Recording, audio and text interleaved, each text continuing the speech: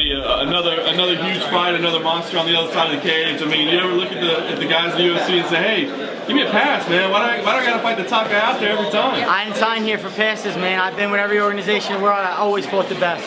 The best that they can get in front of me, even when I wasn't with the UFC, that's who I was going after. It's gonna make no difference being here. I want the best they can give me. This guy held the title. The first guy fought for the title, the second guy fought for the title twice, and this guy held the title. So we take him out in devastating fashion, and we get the next big thing. What do you think of Pettis' opponent? I mean, obviously a flashy guy, didn't look so great in the last loss. So what do you think he has, and what do you think about him? I've been a champion and lost my belt, and you do some soul searching, and typically you come back stronger. You come back with a strong spirit, and you bounce back.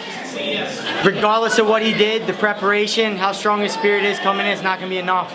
I want this, man. This has been a life journey for me, and he's told his story. He's had that belt.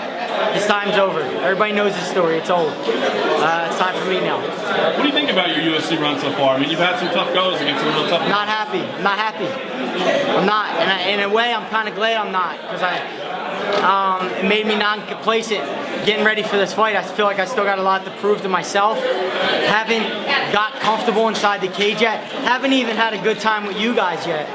You guys' first two fights made me nervous and stuff, so I'm at a point now, I'm back home, sleeping in my own bed, I feel comfortable. It's our third time out in UFC, and I'm just finding my groove, man. It feels good. How'd that feel out there today? Excellent, man. Just connect with the fans. Awesome. What have you done differently to prepare for this fight? I'm back home, sleeping in my own bed. I get to sleep with my wife. My last couple camps, I've been sleeping on a cot in the middle of a kitchen with a bunch of fighters.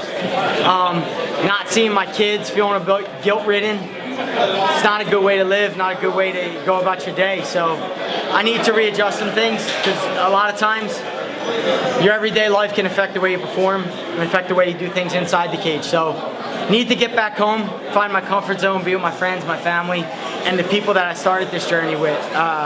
Mark Henry, Ricardo Almeida, Frankie Eggert. These guys we started with back in 2008, so happy to see them old faces, guys that supported me from the very beginning, and nothing but great times.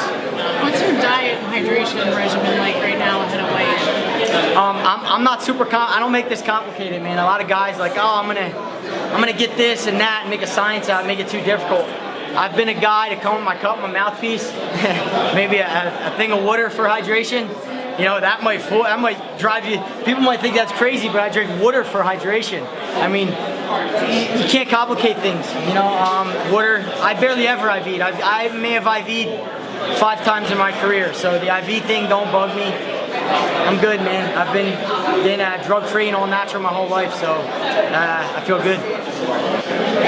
It's funny, you talk about like the importance of family, and these super camps. You get a lot of top training partners, top coaches. How do you balance that out? Because I mean, there's got to be some benefits to having, being away from home, being in those super camps, and having all those training partners alongside you. How do you balance that out? I've done the small camps, I've done the big camps, I've traveled a ton. Sometimes just because things are bigger, it's not always better. Right now, I feel like I moved back to Philadelphia. I chose quality over quantity. I've had a ton of great training partners, ton of great coaches in Black Zanes. Coach Henry Hooft is still cornering me coming on Sunday.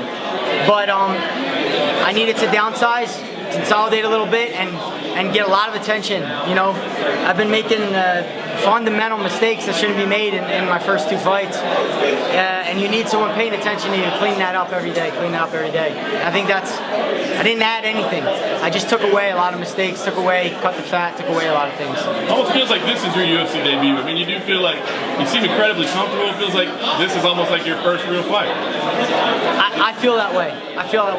And the 3rd round is my best round, always. I've won championship fights. I don't know if I ever lost the 3rd round. You can go back and look. I probably did, but I don't know if I ever lost the 3rd round. This is my third bout out. Finding my feet. I'm getting comfortable. I do my best when I have a good time, when I enjoy myself out there. So the key to Sunday night is to have a good freaking time. Just, you know, you guys make me nervous, so I can't wait to be done with you guys, so I can enjoy myself a little bit for the day. Eddie, what's your take on the state of the Blackzilians right now? Because when you left, I think a lot of people were, including myself, wondering, okay, like now he left and a couple other guys were leaving. What's going on over there from your perspective? When I call down to Henry Hoof and talk to Mike Johnson and the guys that I still associate with down there, they're telling me Neil Melanson, the guy Neil Melanson, is doing an incredible job bringing the team together.